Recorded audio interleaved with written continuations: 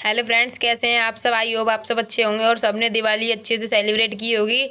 तो आइए इस नई क्लास को स्टार्ट करते हैं। लास्ट वीडियो में मैंने आपको समझाया था एज ए हेड का यूज, कहाँ पे एज का यूज़ करते हैं, कहाँ हैव और कहाँ पे हेड। आज हमारा एज ए हेड का पार्ट 2 है। इसमें हम नेगेटिव सेंटेंसेस के बारे में सीखेंगे एंड इंटरोगेटिव सेंटेंस के बारे में सीखेंगे। सबसे पहले आइए ये जान लेते हैं कि नेगेटिव सेंटेंस में हम कैसे सॉल्व करेंगे, सेंटेंस के इंग्लिश ट्रांसलेशन कैसे करेंगे। इन वाक्य में हम एज ए वर्ड के बाद नॉट का प्रयोग करते हैं। जैसे हमारा एग्जांपल देख लेते हैं। एज ए वर्ड हम लिखते हैं, सबको पता है एज कहाँ पे लगता है, हैव कहाँ पे लगता है और हेड। मैंने लास्ट वीडियो में सबको अच्छे से डिटेल में समझा दिया था। एग्जाम्पल देख लेते हैं। वह एक नया स्वेटर नहीं रखता है। वह एक वचन है तो मैंने लगा दिया ही, इसके साथ एज नहीं लगना है। अब जो नहीं है उसकी स्पेलिंग मैंने लिख दी नॉट। अभी हमने रूल्स में पढ़ा था एज ए वर्ड के बाद से नॉट आता है, यहाँ पे एज लगना था, एज लगा दिया, फिर उसके बाद हमने नॉट लिख दिया नॉट। अब हमारा क्या बचा, ए न्यू स्वेटर, तो मैंने लिख दिया a new sweater and it's complete. आगे देखते हैं। तुम्हारे पास हरी कार नहीं है। तुम्हारे ये बहुवचन में आया था तो मैंने लिखा है यहाँ पे यू, और यू के साथ हम हैव का यूज करते हैं तो मैंने हैव लिख दिया। नहीं की स्पेलिंग आ गई नॉट है, जबकि बगल में आ गई। ज़्यादातर 80% जगह पे नॉट तीसरे नंबर पे आती है, ये बात ध्यान रखना आप। You have not green car, simply ख़त्म हो गया। आगे देखते हैं। वे नए जूते नहीं रखते हैं। They have not new shoes. वे की स्पेलिंग होगी दे हैव के बाद से लगा दी मैंने नॉट, न्यू शूज नए जूते हो गए कंप्लीट। आगे एक और एग्जांपल देख लेते हैं। ये तो हमारे एज वाले थे, अब एड वाले पे भी ज़रा ध्यान देते हैं। सपना के पास एक हार नहीं था। सपना स्पेलिंग बनेगी सपना।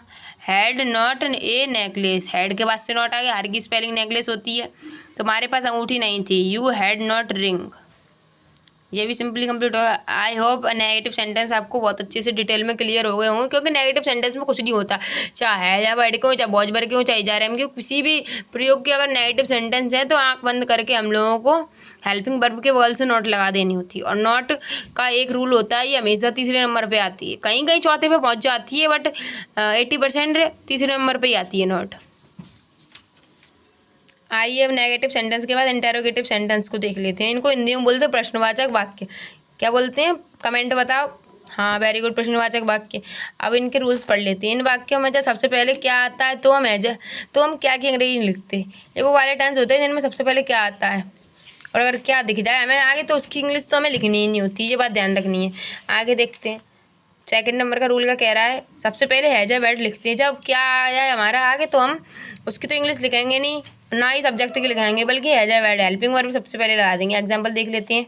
क्या तुम्हारे पास आईफोन था, तो देखो क्या आ रही है, मैंने क्या की स्पेलिंग लिखी नहीं। क्या की स्पेलिंग व्हाट होती है मैंने यहाँ पे लिखी नहीं, मैंने क्या लिखा है हैड, क्योंकि ये दूसरे रूल में हमें यही बताया गया था और हैड पास था के अकॉर्डिंग मैंने हैड लिखा है। फिर सब्जेक्ट लिख दिया मैंने यू, फिर क्या बचा आईफोन, तो मैंने आईफोन लिख दिया, बात खत्म। आगे देखते हैं। क्या वे नई किताबें रखते हैं आ रहा है तो, और वे है मतलब बहुवचन है तो हमने अब लगा दिया। क्या है तो सबसे पहले जी हेल्पिंग वर्ब लगा दी मैंने, उसके बाद दे न्यू बुक्स, सिंपली ख़त्म। अब एक और रूल होता है तीसरे नंबर वाले, ये बहुत इंपॉर्टेंट होता है। जब वाक्यों में, इसे पढ़ लेते हैं हम।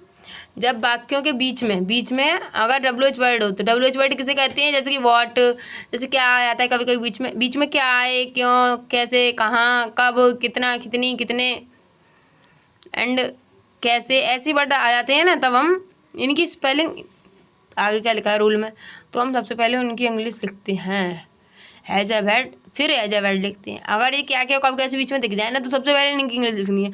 एक बात दोस्तों आपको याद रखनी है, अगर क्या सबसे पहले आ रहा है ना तो हमको इसकी स्पेलिंग लिखनी ही नहीं है। एंड जब ये बीच में आया तब पक्का इसकी डेफिनेटली स्पेलिंग लिखनी होती है, क्योंकि अगर हमने बीच में देखा और लिखी नहीं तो हमारा सेंटेंस गलत हो जाए, इसीलिए इस चीज़ का विशेष ध्यान रखना पड़ेगा। देन एग्जाम्पल देख लेते हैं। तुम्हारे पास हल क्यों है, क्यों आ रहा है, क्वेश्चन वर्ड आ रहा है, WH वर्ड इसे ही बोलते हैं। सबसे पहले मैंने क्यों की स्पेलिंग लिख दी बाय, इसमें फिर क्या बोला था, फिर हैज अ वर्ड लिखते हैं। तो मैंने तुम्हारे के अकॉर्डिंग हैव लिख दिया, तुम्हारे की स्पेलिंग बन गई यू, हल की हो गई प्लो, बात खत्म, टेंस हो गया कंप्लीट। आई होप मैंने ऐसे समझाया, एक्सप्लेन किया, आप सभी के समझ में आ गया होगा। और इस वाली वीडियो को अगर आप डायरेक्टली देख रहे हैं तो इससे पहले एज ए वर्ड का पार्ट 1 देख के आएँ, उसके बाद ये समझ में आएगा आपको अच्छे से। वीडियो को अगर पसंद आई है तो लाइक करें, चैनल को सब्सक्राइब करें। Thanks for watching.